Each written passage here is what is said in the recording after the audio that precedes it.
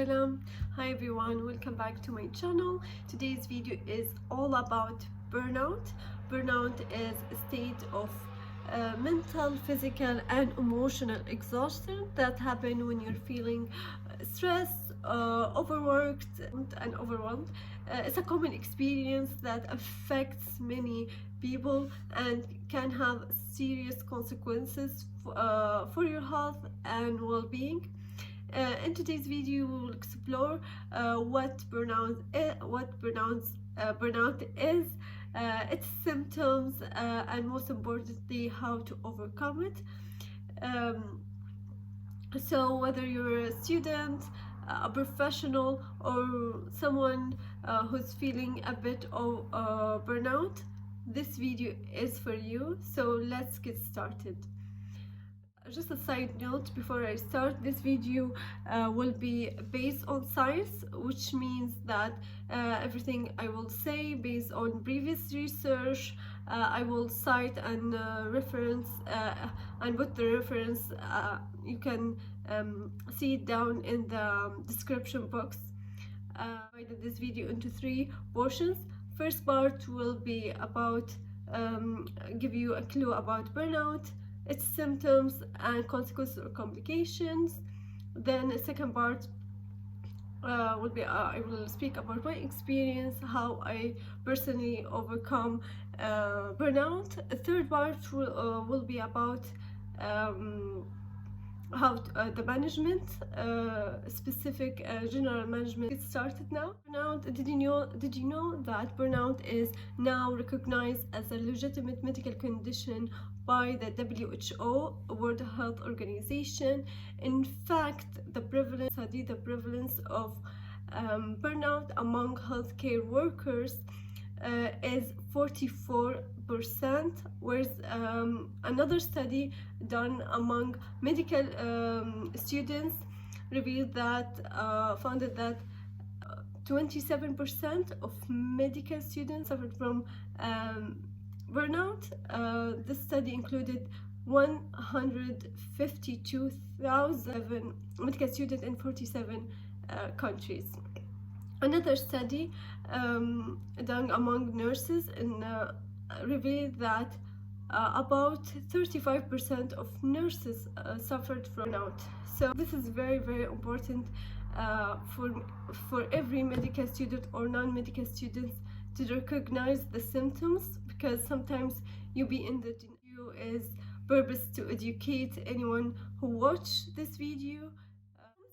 According to the scientists, they divided to 3 symptoms: emotional exhaustion, depersonalization, and reduced personal achievement. Emotional exhaustion is a feeling of emotionally drained or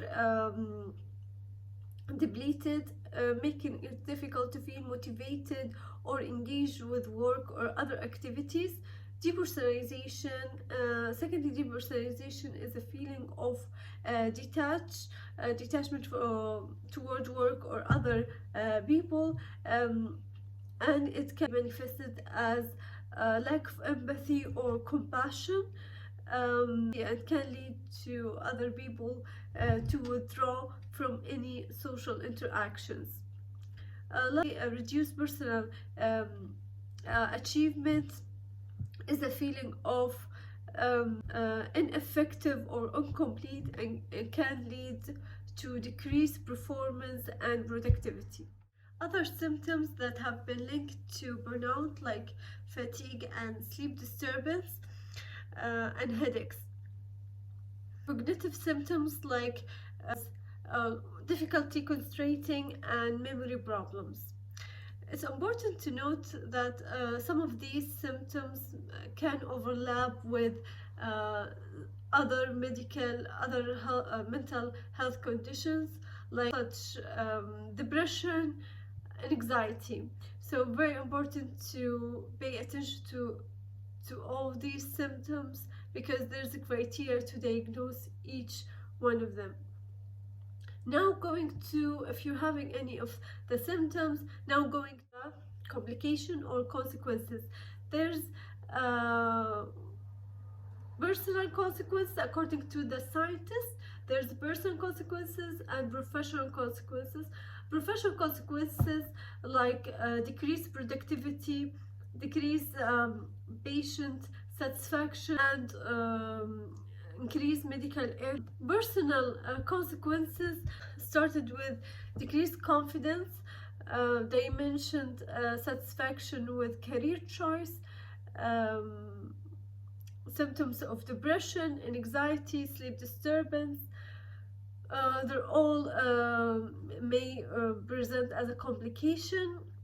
In addition, in some cases may go to the extreme, like suicidal ideation and substance abuse.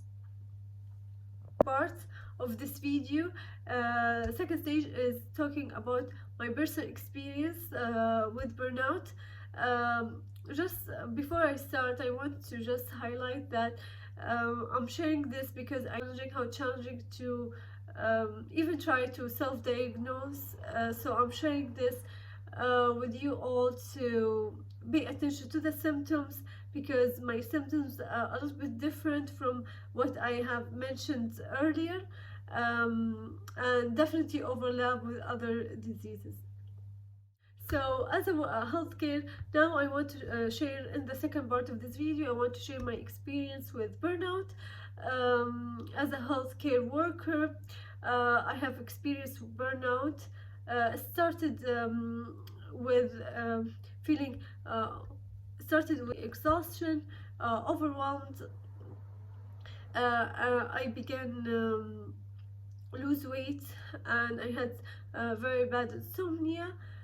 I believe it was due to work overload. Back then I worked almost 60 hours per week between clinical, like clinical rotation. I was doing clinical rotation in pediatric, I was doing volunteer work, I was doing extracurricular activities, I was doing some other clinical non-related to pediatric rotation, so other training, clinical training. So all this, I was trying to be multitasking while I was preparing for my simile exam. So as a result of all this, I felt like overworked and exhausted. Then I met one of my friends that happened to be a psychiatrist, and she did a fantastic job, I believe. And she started with a question. She asked me one question that has changed my mindset until this day. And I ask myself from time to time, I ask myself this question. I want you all to ask yourself this question. She asked me, on a scale of 1 to 10, how well I feel physically and mentally, and most of the time, how do you feel?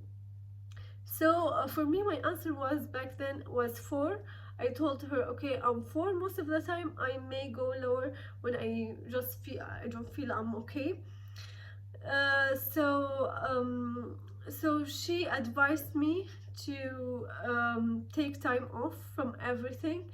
She told me, okay, at least she told me, okay, at the beginning, okay, what about 1 month? Take 1 month off from everything. I told her, no, okay, I can't. It's too much 1 month. Okay, then after a negotiation and argument, we set on 2 weeks. I took 2 weeks off from everything. I postponed my schedule, everything. I traveled, like I isolate myself even from the environment. So what another thing she advised me to do is to some life modification, like sleep hygiene, because my insomnia was so bad. Sleep hygiene. I cut caffeinated drug about, I think, 1 month, because as I told you, my insomnia was really I was feeling fatigue all the time, so I had to do something. I was doing exercise, but I changed my exercise regime or style from one type to another, which require another video to talk specifically about the topic. So tell me if you want me to do one video about this topic, because at that time I didn't know what's appropriate for then I educated myself. I didn't know which type of exercise should I do at that stage. Then after discussion and after I searched about the topic, I ended up with one type of exercise according to my body mass index, like and my weight, because I needed some I was definitely needed to change from one type to the another. So that's my thank God what I did. Another thing, because as a professional, I know this question will bounce up into your mind. I know this question, you're probably thinking, why didn't I do any blood work? Which I did a blood work to exclude any somatic like illness, and thank God it came negative. Because as a medical professional or a physician, you probably think, okay, losing weight is one of the like red flag signs or something. Yeah, which I feel that I had the same thoughts, so I did exclude every other medical maybe condition. Another thing I want you to pay attention to is the idea of multitasking. I don't believe in multitasking. One task at a time. It would never do what I did before, even because the temptation and the feeling, to be honest, of success or achievement is so it's tempting that you are achieving more, doing more. You have so much right in your resume, but it doesn't worth it when you lose your health or your mental well-being, or you're not enjoying it as you should.